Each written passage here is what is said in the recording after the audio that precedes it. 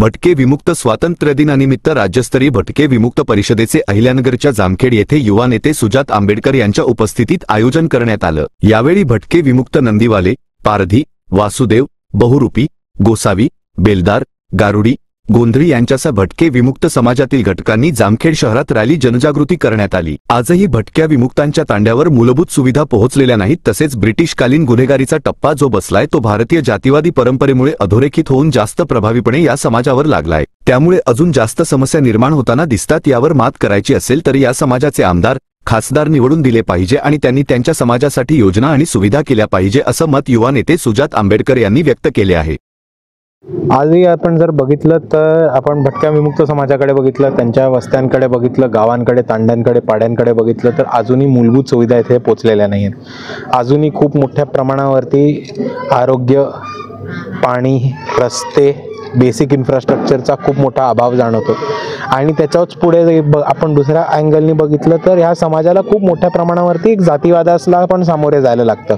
आपण आजही बघितलं तर कुठेही चोरी झाली तरी पहिला आरोपी हा पारध्यालाच पकडलं जातं, पारध्यातच घरी पोलीस पोचतात।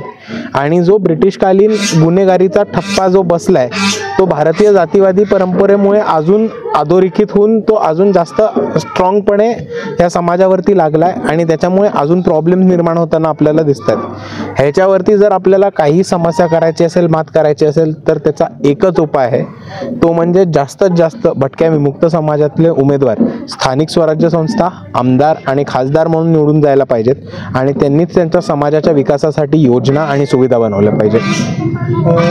महाराष्ट्रात गेल्या 78 वर्षापासून भटक्या विमुक्त समाजाला घर नाही, नागरिकत्वाचे पुरावे नाही, अजूनही त्यांच्या समस्या कायम आहे। या लोकांसाठी सरकारकडे कोणतेही बजेट मंत्रालयात नाही, संरक्षण नाही, अशा महत्त्वाच्या प्रश्नांचा उहापोह करण्यासाठी तसेच जनजागृती करण्यासाठी भटके विमुक्त राज्यस्तरीय परिषदेचे आयोजन केल्याची माहिती वंचित बहुजन आघाडीचे प्रवक्ते अरुण जाधव यांनी दिली। आम्ही गुन्हेगार नाही तर स्वातंत्र्य सैनिक आहोत, हा देश आम्ही घडवला असल्याचं जाधव माध्यमांशी बोलताना सांगितले।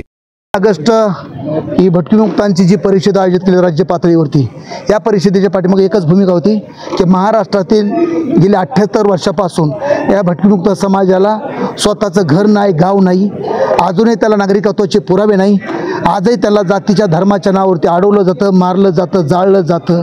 आजही त्यांच्या ज्या जुन्या समस्या आहेत त्या समस्या अजूनही आहेतच। त्यांना मेल्यानंतर पुरायला जागा नाही, जाळायला जागा नाही, त्यांच्यासाठी सरकारकडे कुठल्या पद्धत स्वतंत्र मंत्रालय नाही, बजेट नाही, संरक्षणाचा कायदा नाही, जनगणना नाही, असे अति महत्त्वाचे प्रश्न आहेत। या प्रश्नाचा उहापोह करण्यासाठी व त्या ठिकाणी जाणीवजागृती करण्यासाठी व भटकीमुक्त समाजाचं संघटन उभं करण्यासाठी आजची परिषद आयोजित केली होती। रॅलीतून आम्ही एकच सांगतो की आमच्यावर जो गुन्हेगारीचा शिक्का आहे तो आम्ही गुन्हेगार नाही, तर आम्ही स्वातंत्र्य सैनिक आहोत। कारण हा जो भारताचा तिरंगा जो फडकत आहे त्या तिरंग्यासाठी आमच्या भटकीमुक्त समाजातल्या अनेक लोकांनी इंग्रजांशी संघर्ष केला, फासावर गेले, त्याच्याही पलीकडे त्यांना स्वतःचं आयुष्य त्यांना संपवून टाकावं लागलं।